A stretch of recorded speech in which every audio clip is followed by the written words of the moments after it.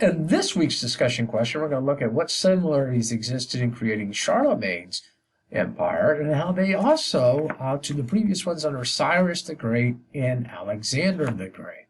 So what we've seen so far, I hope you're starting to pick it up here in this Western civilization class, is that there's nothing really new under the sun with empires. Those that have been successful, they kind of borrow from one another. So if we look at Charlemagne, which actually means Charles the Great, Cyrus the Great, and Alexander the Great, don't use that one because they were all called greats, and there's a good reason for that because they were great rulers of history.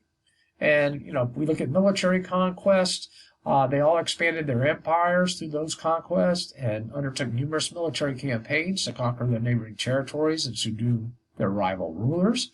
But probably the most important is administrative reforms.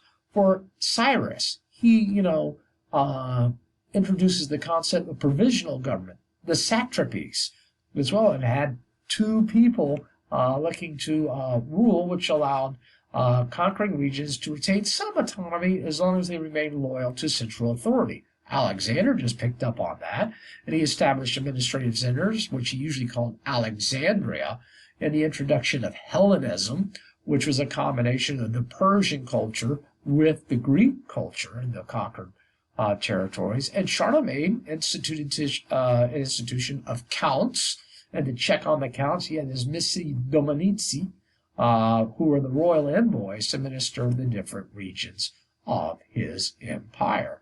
So when we're looking at that and the legacy of empire building, almost similar to Alexander the Great, Charlemagne, it's not really going to last after they pass away.